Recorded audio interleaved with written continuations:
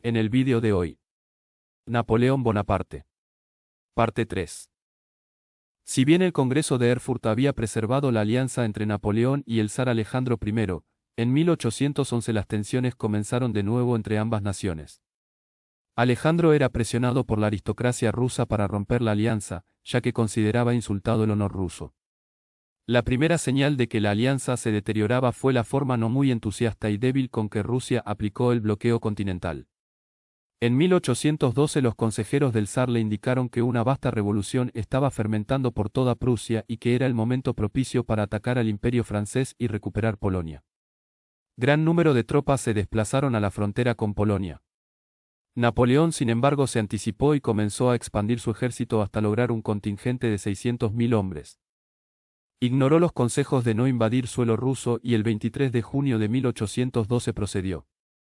La tierra quemada fue la técnica militar que usaron los rusos contra los franceses, la cual consistía en retroceder y no pelear de frente con los soldados de la Gran Armée y arrasar las tierras abandonadas a los franceses para que éstos no pudieran abastecerse del terreno invadido.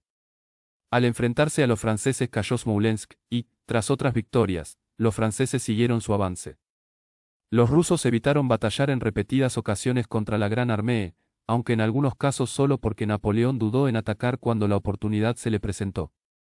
Otra batalla de la campaña rusa fue la batalla de Borodino, que significó un gran triunfo para los franceses.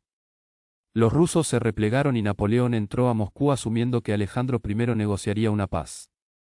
Sin embargo, las órdenes del gobernador del ejército y comandante en jefe, Fyodor Rostopkin, era la de incendiar la ciudad. Tras un mes, temeroso de perder el control en Francia, Napoleón decidió salir de Moscú. Se estima que murieron 570.000 soldados del ejército francés y 400.000 del ejército ruso, a lo cual hay que sumar cientos de miles de bajas en la población civil. Existió calma en el invierno de 1812, mientras rusos y franceses intentaban recuperarse de sus masivas pérdidas.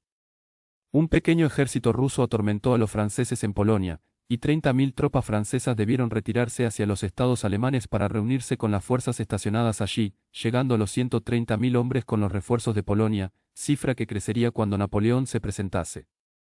Tras este fracaso, Prusia se unió a la coalición, la cual ahora incluía a Rusia, el Reino Unido, España y Portugal.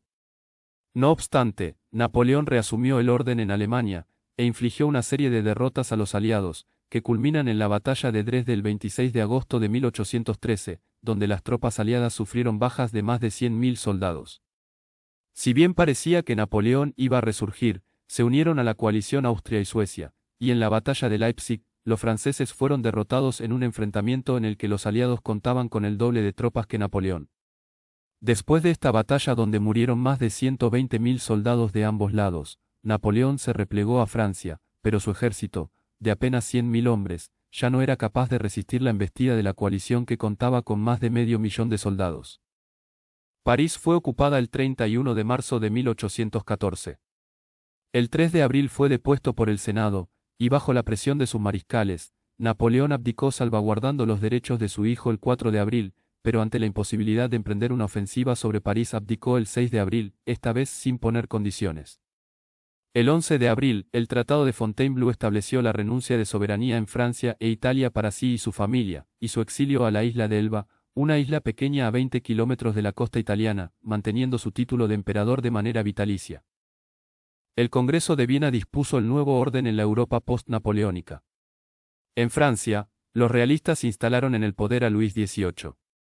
María Luisa y su hijo quedaron bajo la custodia del padre de esta, el emperador Francisco I, y Napoleón no volvió a verlos.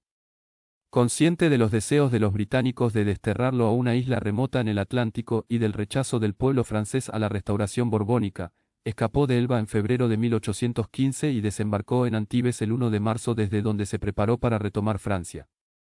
El rey Luis XVIII envió al V Regimiento de Línea, comandado por el mariscal Michel Ney, que había servido a Napoleón en Rusia.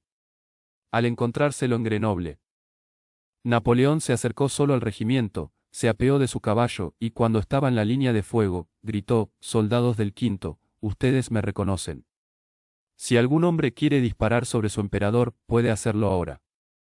Tras un breve silencio, los soldados gritaron: «Vive l'Empereur» y marcharon junto con Napoleón a París.